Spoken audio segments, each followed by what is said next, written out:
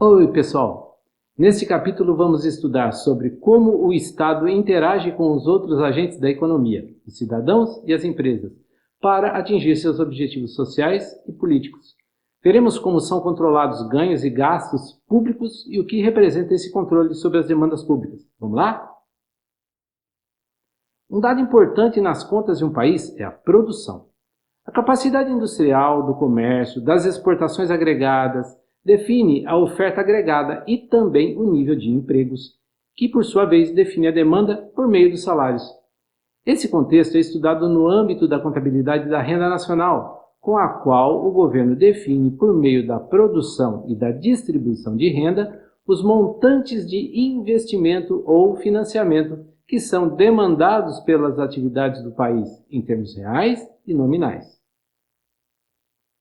Valores nominais são aqueles que são destinados para o custeio do programa. Por exemplo, suponha que os valores desembolsados para pagamento de um programa do governo, como o Bolsa Família, ao longo de 3 anos correspondam a essas colunas.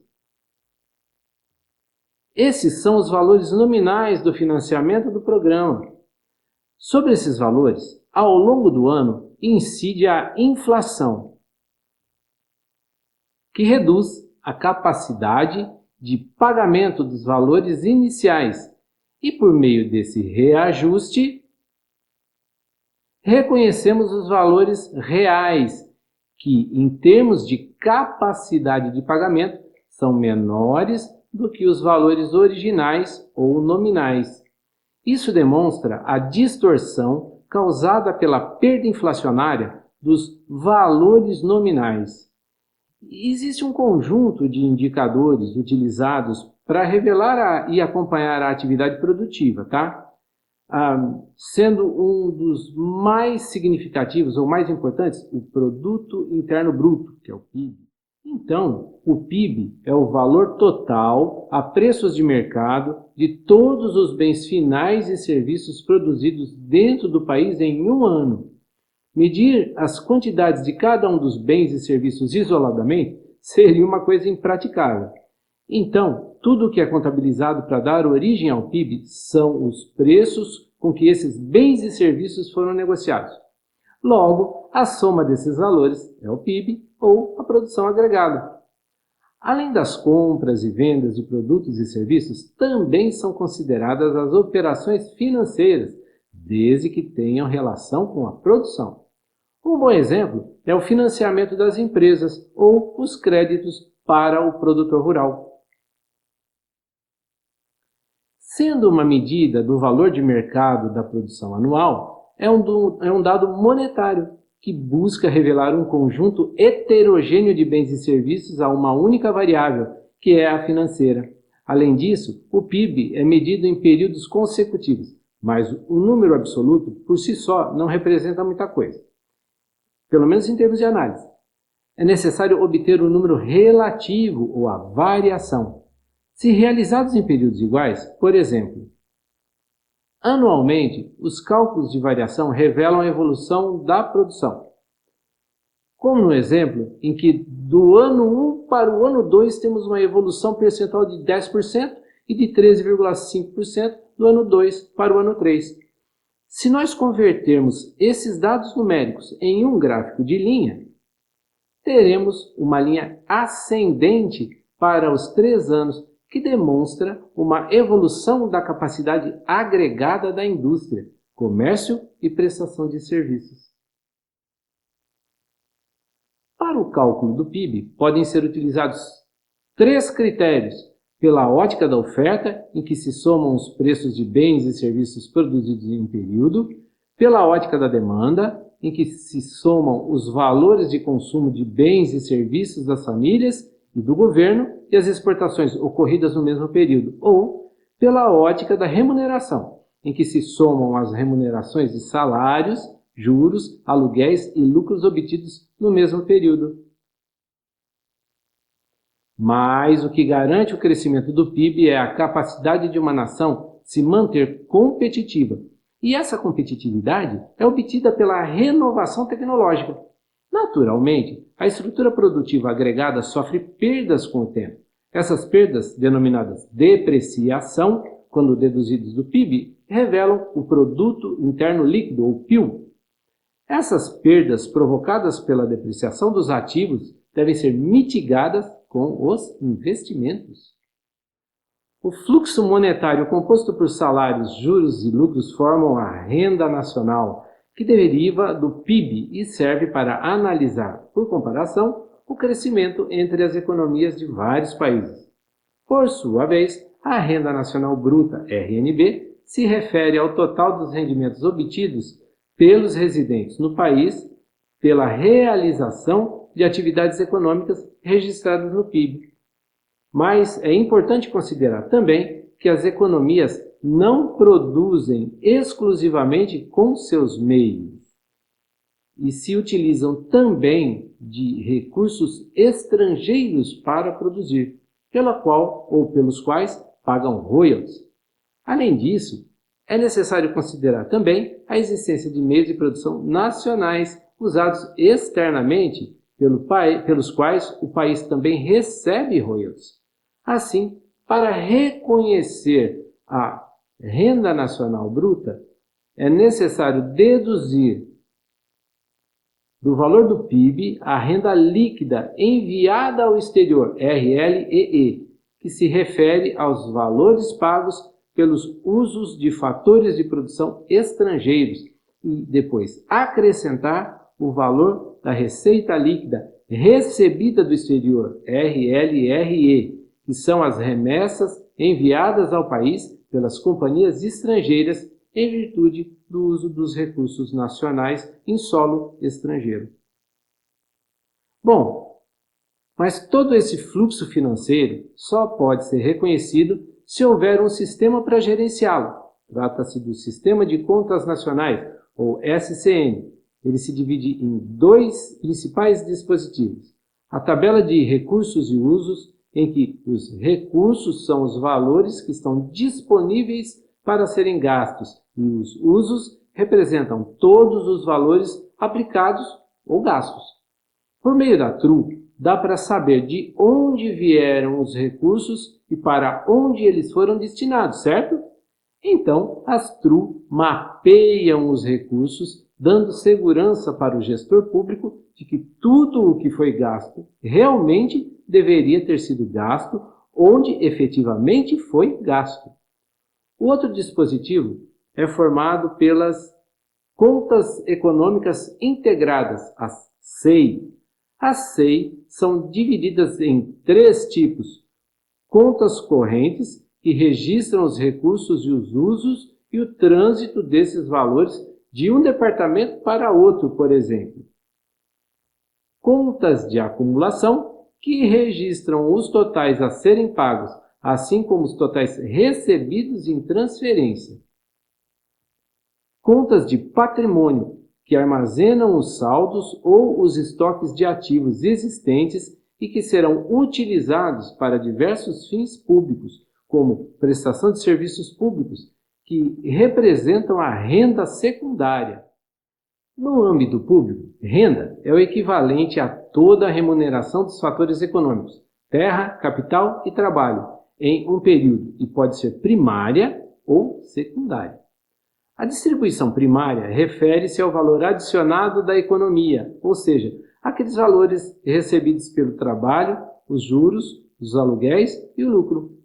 A distribuição secundária de renda provém dos usos, quer dizer, do emprego dos recursos públicos que são obtidos pela cobrança de tributos e que o governo emprega na geração de serviços públicos. Então, a renda secundária é uma maneira que o governo tem de redistribuir renda. Quer dizer, quem se serve de benefícios oferecidos pelo Estado está obtendo uma renda adicional, sem que para sua obtenção seja necessário outro desembolso. Por isso é que o Estado, por meio da administração pública, gerencia os recursos da carga tributária.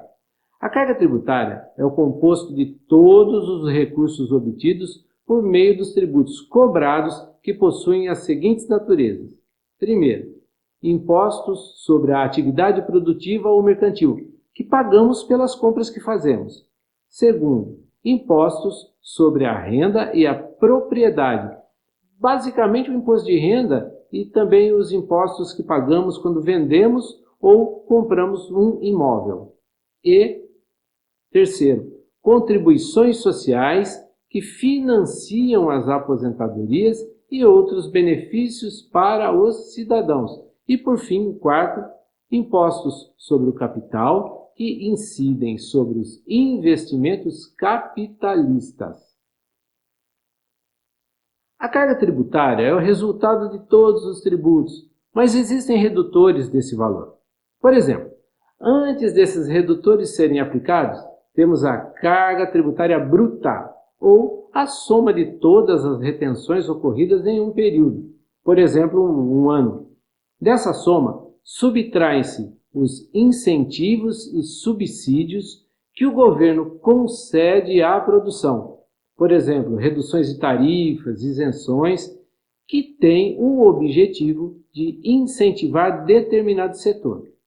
Então, desse processo, resulta a carga tributária líquida, que é o que a administração pública realmente dispõe para investimento em bens ou custeio de serviços para a coletividade. Para poder atender às demandas da população, a administração pública tem que planejar o nível de investimento conforme a capacidade de arrecadação. Agora fica claro o porquê do interesse pelo PIB, né? Afinal, praticamente todos os recursos advêm da atividade produtiva, não é mesmo? Bom, como eu dizia, a administração pública tem que planejar como gastar. Afinal, é necessário priorizar algumas demandas mais urgentes, já que a carga tributária nunca é suficiente. Para isso, é utilizado o orçamento público. O orçamento é composto por vários documentos e traduz, em termos financeiros, as diretrizes políticas do Poder Executivo. Funciona assim. O Plano Plurianual, que é o PPA, contém as diretrizes orçamentárias para todo o mandato para o qual o Executivo foi eleito. São 4 anos. A cada ano, o PPA é revisado para ser ajustado ao perfil tributário. Pode ter uma crise como aquela gerada pela pandemia, que exigiu mudanças de última hora. A Lei de Diretrizes Orçamentárias, que é a LDO, determina o modo como serão realizados os gastos ao longo de um ano.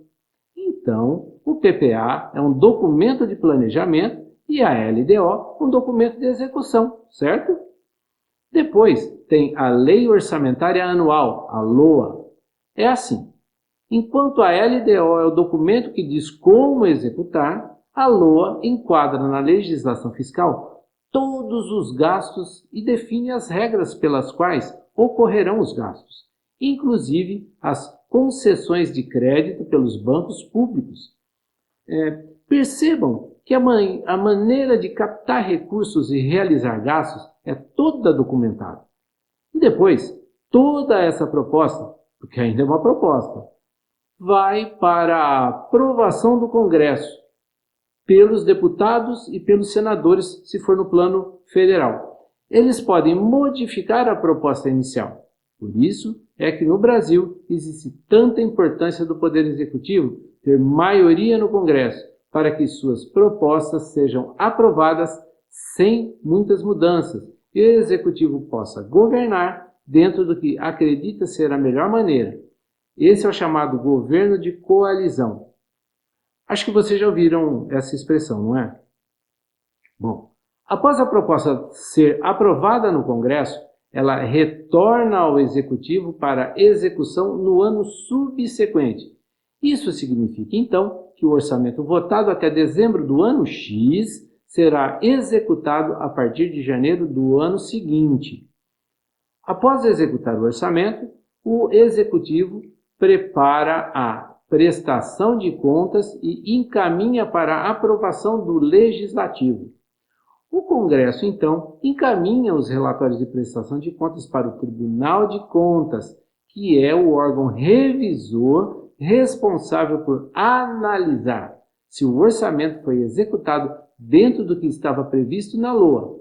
Se houverem inconsistências, a prestação de contas é devolvida ao Executivo para que ele explique as questões levantadas e apresente novamente o relatório. É importante deixar claro que essa necessidade de registrar gastos e ganhos não se restringe à União. Todos os estados e também os municípios precisam proceder da mesma maneira, tá bom?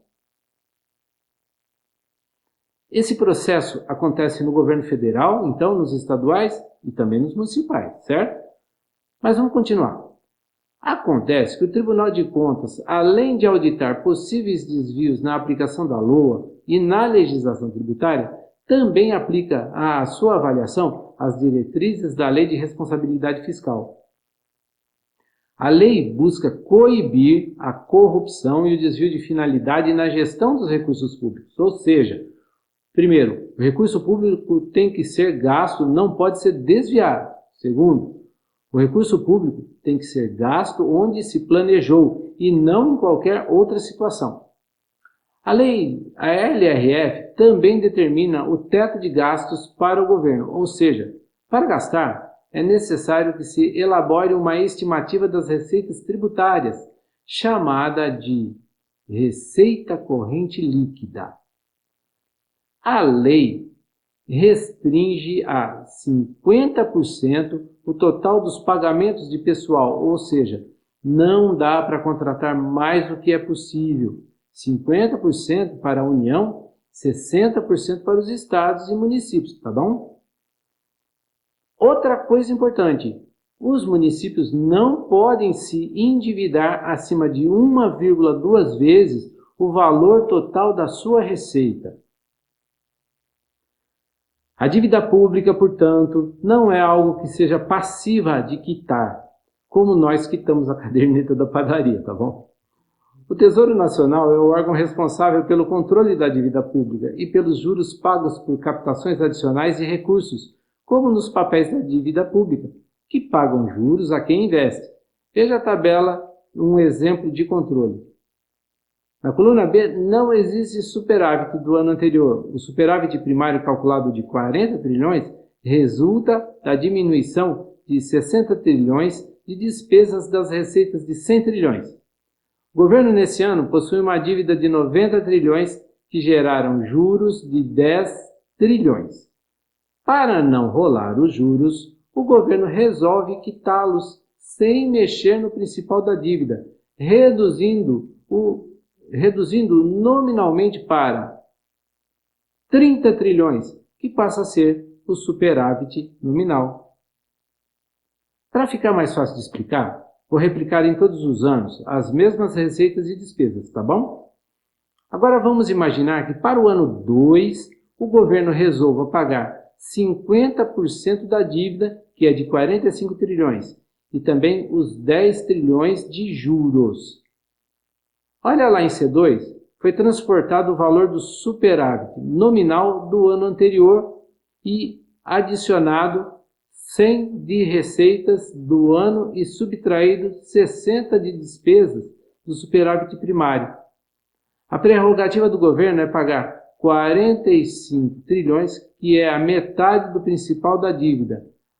Além disso, os juros de 10 trilhões também serão pagos. Agora observe como ficou o cálculo lá em C5, que é o superávit primário adicionado dos juros, que é o C7, e de metade de C6, que é a dívida. Resta então os 15 trilhões de superávit que vai ser transposto para o ano subsequente. Somando o superávit anterior às receitas do ano e subtraindo-se as despesas, temos 15 mais 100 menos 60, que é igual a 55. Perfeito? Agora temos o suficiente para pagar o remanescente da dívida e o valor dos juros, restando ainda um superávit nominal de 5 trilhões. Lógico que essa é uma maneira simplificada de explicar como gerenciar a dívida, e as coisas não são tão simples assim. Vale por fim dizer que, no ano seguinte, o superávit primário for suficiente para cumprir os planos do governo, então será necessário recorrer a financiamento. É isso. Ao mesmo tempo em que o governo executa o orçamento, ele também deve monitorar o ambiente para saber se os resultados estão sendo gerados. Distorções ocorrem em razão de distúrbios no ambiente doméstico, como redução da atividade industrial, ou no ambiente internacional, com retração de exportações. Para acompanhar essas condições e ajustar gastos, o governo mantém uma série de indicadores com os quais mede as variáveis do ambiente para poder tomar decisões. Um dos indicadores mais importantes para a avaliação do ambiente econômico é a produção.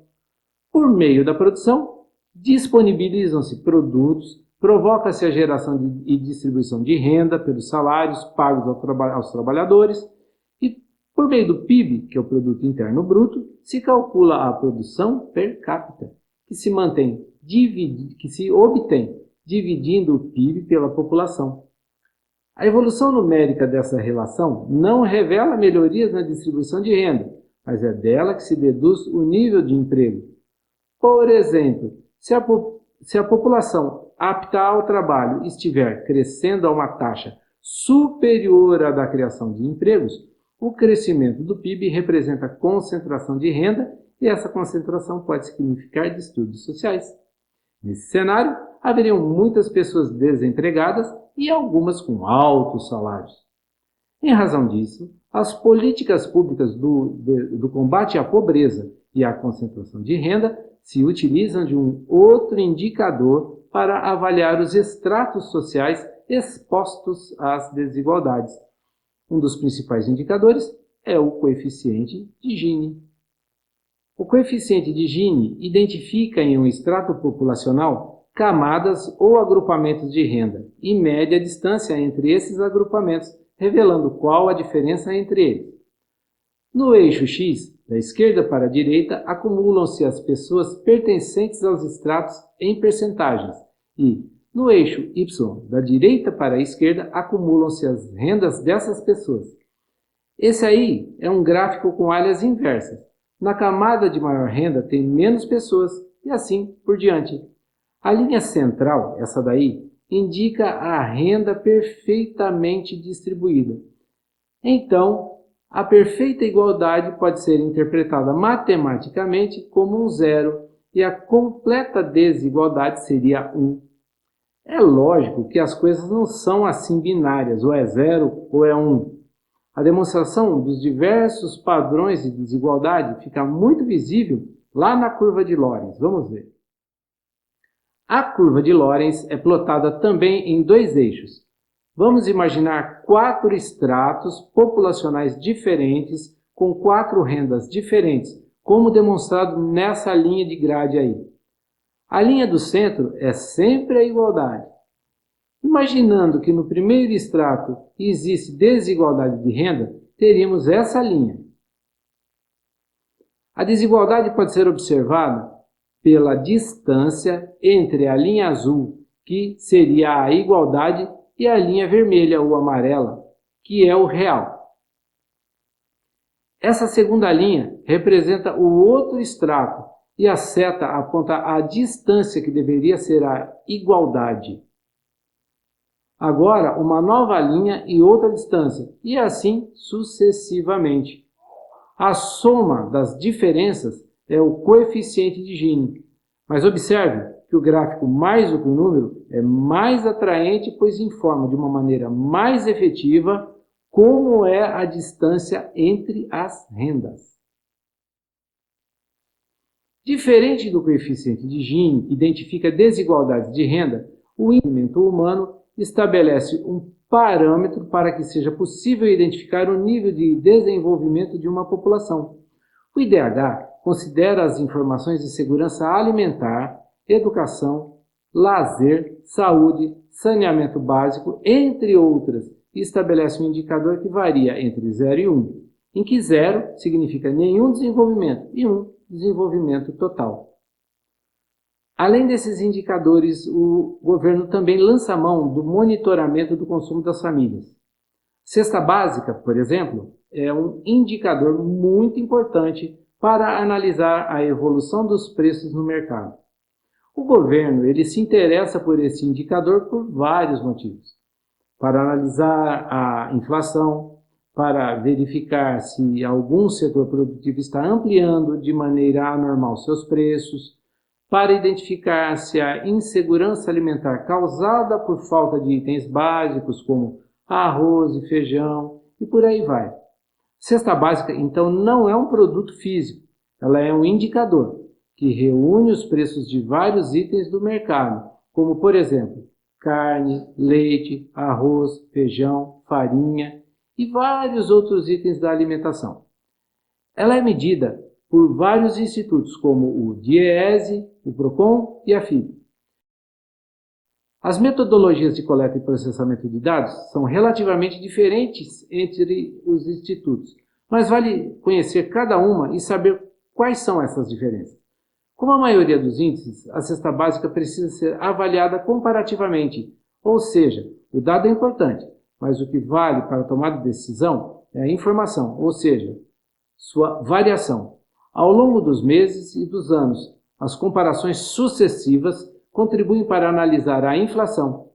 A inflação, então, é identificada quando os padrões de oscilação médio dos preços atingem um delta superior ao normal. Por isso, é importante medir a variação. Mas como se forma a inflação?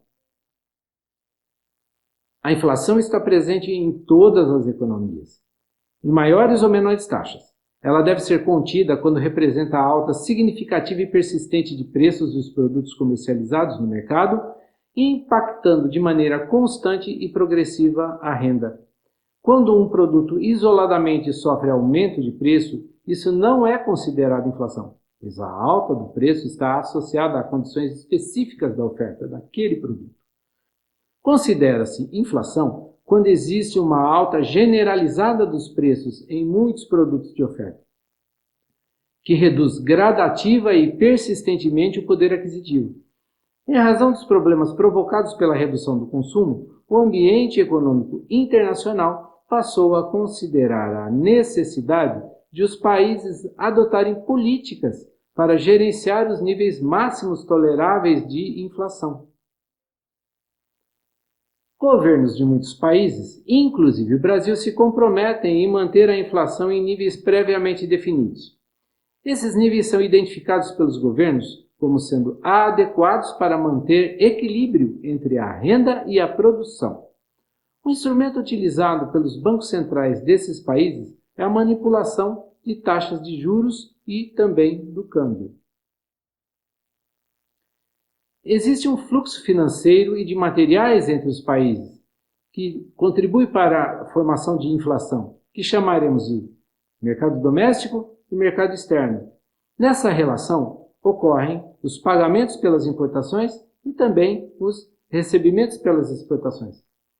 Também é necessário compreender que as vendas dentro do país podem ser em reais e representam um volume financeiro inferior ao das exportações. Então é possível compreender que o desequilíbrio ocorre pelas relações cambiais ou do poder aquisitivo, diferenciado entre as moedas. Por exemplo, suponha que o dólar está mais caro que o real. Essa diferença cambial pode fazer com que as empresas domésticas deixem de importar matérias-primas e reduzam sua produção para a venda no Brasil, pois os pagamentos são em dólar e os recebimentos são em reais. Por outro lado, suponha que existe uma diferença cambial ao contrário, o real muito mais valorizado do que o dólar. Nesse caso, os custos de produção seriam pagos em reais e as exportações pagas em dólar. Elas então desestimulariam a produção, pois a diferença cambial impactaria o lucro. Quando esses distúrbios ocorrem, o Banco Central pode realizar intervenções quando as oscilações cambiais forem muito severas, comprando ou vendendo dólares até que seus preços se estabilizem. A venda de dólares pode ser feita por meio de leilões de troca cambial, que é o swap cambial, ou por vendas com compromisso de recompra.